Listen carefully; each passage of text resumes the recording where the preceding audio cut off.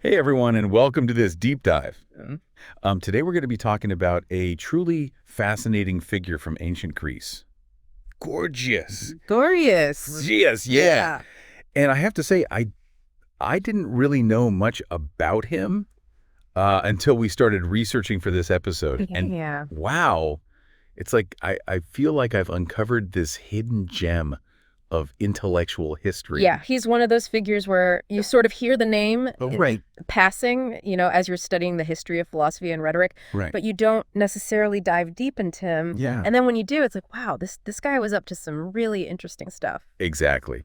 So to kick things off for anyone who might not be familiar with him, can you give us kind of the Gorgias 101, like who was this guy and why should we care about him today? Yeah. So Gorgias was a sophist, Okay. which was basically a kind of like traveling teacher in ancient Greece. Hmm. They specialized in rhetoric, which is the art of persuasion. Right. Now, Gorgias, he was originally from Sicily, but he ended up in Athens, which was really the center of intellectual life at the time. Makes sense. And he made a huge impact there because he introduced all these new ways of thinking about speaking and arguing, and it really changed the game. Okay, so I'm already intrigued, but I have to ask, what's a sophist doing talking about philosophy? I thought they were more like spin doctors, focused on winning arguments, not searching for truth. Yeah, that's a common misconception, and it's thanks in part to some of Gorgias's critics like Plato, who really had it out for the sophists. But the Yeah. truth is, the sophists were a diverse group, and they were deeply engaged in the intellectual currents of their time. They tackled big questions about ethics, politics, and nature of reality,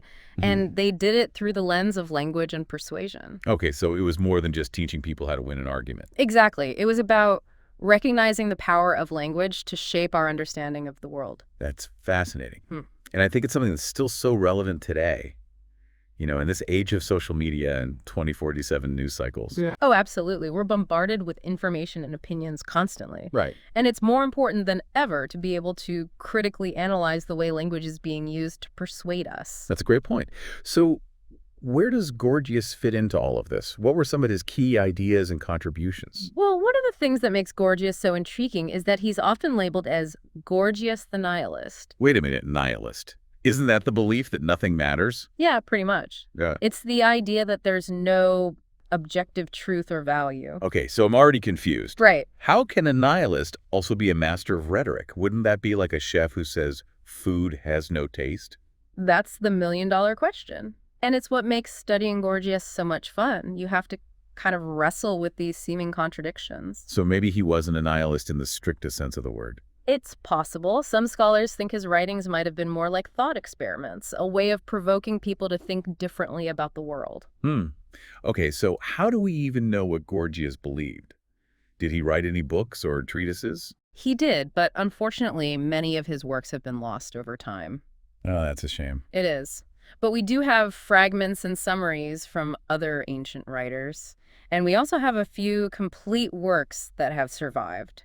That's something. What are some of those works? Well, his most famous work is probably the Encomium of Helen. The Encomium of Helen. That's the one where he defends Helen of Troy, That's right? the one. Okay, so I have to admit, I know Helen of Troy more from pop culture than from actual history. Right. Remind me, why was she so infamous? Well, in Greek mythology, Helen was considered the most beautiful woman in the world. Okay, I knew that part. But she was also blamed for starting the Trojan War. Oh, right. Because she ran off with Paris. Exactly. She left her husband Menelaus, the king of Sparta, Oh, boy. and went to Troy with Paris, which sparked this massive conflict that lasted for 10 years. Yeah, that's not a good look. Yeah. So Gorgias wrote a whole speech defending her. That seems like an uphill battle. It is. But that's what makes the Encomium so brilliant. It's a masterclass in rhetoric. And it shows us how Gorgias could take a seemingly impossible case and turn it into a compelling argument. Okay, so how does he do it? What's his strategy? Well, he starts by systematically dismantling all the reasons people blamed Helen. Okay. He considers the possibility that she was abducted, that she was persuaded by Paris's words, or even that she was simply following the will of the gods. So he's kind of playing devil's advocate. In a way, yes. He's showing how language can be used to shape our understanding of events and to challenge our assumptions. Wow, this is already blowing my mind. Just wait. We haven't even gotten to his most controversial work yet, on non-existence. Okay, yeah, we touched on that earlier. The one where he supposedly argues that nothing exists? That's the one. Oh. And it's a real head-scratcher. We'll have to dive into that in more detail. I can't wait. Yeah. This is like a philosophical thriller unfolding before our eyes. It is. And it just goes to show that Gorgias was more than just a clever sophist. He was a deep thinker who was grappling with some of the most fundamental questions about reality language and the power of persuasion. Okay, so before we go any further, I think we need to take a quick break to let all this sink in. But we'll be right back to continue our exploration of the enigmatic world of Gorgias.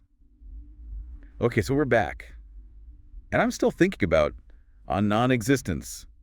It's like every time I think I'm starting to understand Gorgias, he throws a curveball. Boy, it's a wild ride. It is. So remind me again, what's the basic gist of Gorgias of on non-existence? Well, in a nutshell, Gorgias argues that nothing exists. Okay, but how can he say that? Like, we're here, right? This table is here. I know.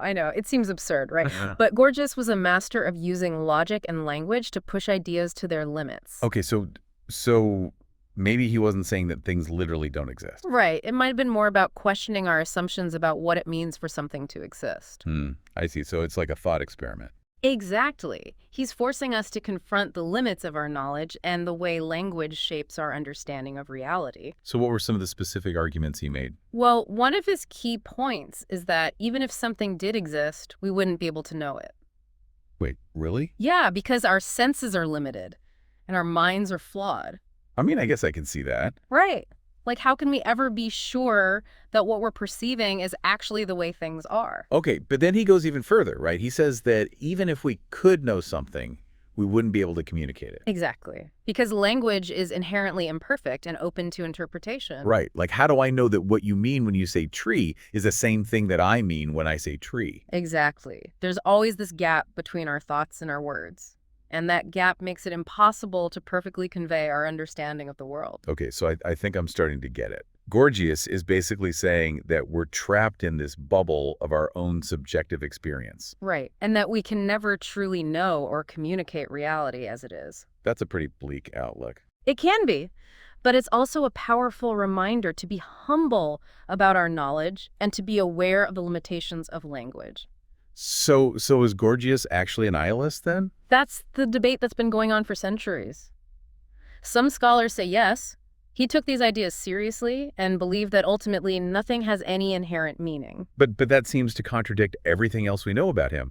Like, wasn't he a renowned teacher and speaker? Yeah. Someone who obviously believed in the power of words. Right, and that's what makes Gorgias so fascinating. It's like he's this walking paradox, a master of rhetoric who also believed that words can't fully capture reality. Okay, so how do we make sense of that? Well, one possibility is that on non-existence was meant to be more of a provocation than a straightforward statement of belief. Like he was trying to shake things up and get people thinking. Exactly. He might have been targeting other philosophers who were obsessed with finding absolute truth. And he was basically saying, hold on a minute.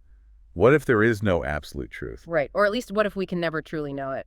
That's a pretty bold move, especially for someone living in ancient Greece. It was. But Gorgias wasn't afraid to challenge conventional wisdom, and that's what makes him so relevant even today. So even if we don't know for sure what Gorgias ultimately believed on non-existence, still gives us a lot to think about. Absolutely. It forces us to examine our own assumptions about knowledge, language, and the nature of reality. Okay, well, my brain is officially fried. We've covered a lot of ground today, from Gorgias's background as a sophist to his most famous and controversial works. It's been a whirlwind. It has. But I have to say, I'm really starting to appreciate the complexity and the brilliance of Gorgias. Me too. He was way ahead of his time in many ways, and his ideas are still relevant and thought-provoking even today. I think that's a good place to wrap up for now. But we'll be back soon to continue our deep dive into the enigmatic world of Gorgias. Okay, so last time we left off with a bit of a cliffhanger. We were about to dive into Gorgias's encomium of Helen. Yeah, the speech where he defends Helen of Troy, the woman who supposedly launched 1,000 ships and started the Trojan War. It still seems crazy to me that he would even attempt that. Like, how do you defend someone who's been blamed for so much destruction? Right. It seems like an impossible task. But that's what makes the encomium such a brilliant example of Gorgias's rhetorical skill.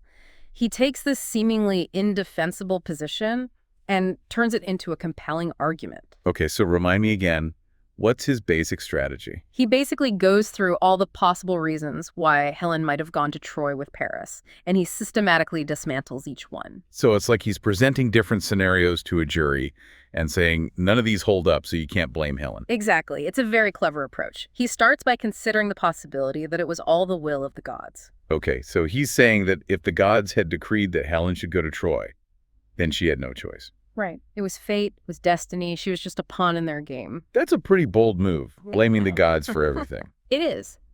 But it was a common way of thinking in ancient Greece. And Gorgias uses it to his advantage. He's basically saying, don't blame Helen, blame Zeus. I see. So what's his next argument? Well, he then considers the possibility that Helen was abducted by Paris. Okay, that makes sense. Yeah. If she was taken against her will, then she wouldn't be responsible for her actions. Exactly. He's appealing to our sense of justice here. You can't hold someone accountable for something they were forced to do. So he's covered the gods and he's covered force. What else is there? Well, this is where it gets interesting. He then explores the possibility that Helen fell madly in love with Paris and went with him willingly. Okay, but wouldn't that make her responsible for her actions? You would think so, but Gorgias frames this love not as a choice, but as an irresistible force. Oh, I see. So he's saying that love is like this powerful drug that can make you do things you wouldn't normally do. Exactly. He even compares love to a sickness, something that can cloud your judgment and make you act irrationally. That's a pretty clever way of deflecting blame. It is. He's basically saying that Helen was a victim of her own overwhelming emotions. Okay, so we've got fate, we've got force, we've got love. What's the fourth possibility? This is the one that's most relevant to Gorgias's own philosophy. It's the power of persuasion. Ah, yes. The power of words. Exactly. Gorgias suggests that maybe Helen was persuaded by Paris's words, captivated by his eloquence and charm. Right, because Gorgias believed that words could be just as powerful as physical force or even divine intervention. Exactly. Remember, he compared the effect of words to the effect of drugs. Both can alter our perceptions and influence our actions. So he's basically saying that Paris was a master manipulator. You could say that, but he's also making a larger point about the power of rhetoric itself. Right, like how a skillful speaker can sway our opinions and even our actions. Exactly. And he's doing it all while defending Helen of Troy. It's a brilliant rhetorical move. So in a way, he's both defending Helen and celebrating the art of rhetoric. Precisely. He's using this seemingly impossible defense speech to explore these big questions about language persuasion and human agency. Okay, so let's zoom out for a second. We've talked a lot about Gorgias's ideas, but what about his legacy? How did his work influence later thinkers? Well, Gorgias was definitely a controversial figure in his own time. He had his admirers, but he also had his critics. One of his most famous critics was Plato. Oh, right. Plato, the philosopher who believed in absolute truth and who thought rhetoric was just a form of manipulation. Exactly. Plato and Gorgias represent two very different approaches to knowledge and persuasion, and their debate continues to be relevant even today. But even though they disagreed on a lot of things, Plato still recognized Gorgias's brilliance, right? Oh, absolutely. In fact, Plato wrote a whole dialogue called Gorgias, where he portrays Gorgias as a skilled and sophisticated thinker, even though he ultimately disagrees with him. So Gorgias was kind of like a worthy opponent for Plato. Exactly. He pushed Plato to sharpen his own arguments and to develop his own theories about rhetoric and philosophy. That's fascinating. Yeah. So even though Gorgias was a sophist and Plato was a philosopher, they still had this kind of intellectual respect for each other. I think so. And I think that's something we can learn from today. You know, even when we disagree with someone, we can still engage with their ideas in a respectful and productive way. That's a great point. So what about other thinkers? Did Gorgias's work have any lasting impact on the history of philosophy? Absolutely. His ideas about the power of language and the limits of knowledge have influenced thinkers throughout history, from the ancient Stoics and Epicureans to modern philosophers like Nietzsche and Heidegger. Wow. So Gorgias's influence extends way beyond ancient Greece. It does, and it's a testament to the enduring power of his ideas. He was a true original thinker who challenged the way people thought about the world. Well, I think it's safe to say that I've learned a lot about Gorgias today. And I have to say I'm really impressed by his brilliance and his audacity. Me too. He was a true master of rhetoric, and his work continues to challenge and inspire us even today. I think that's a perfect place to wrap up our deep dive into the world of Gorgias. Thanks for joining us, everyone, and until next time, keep thinking, keep questioning, and keep exploring the power of language.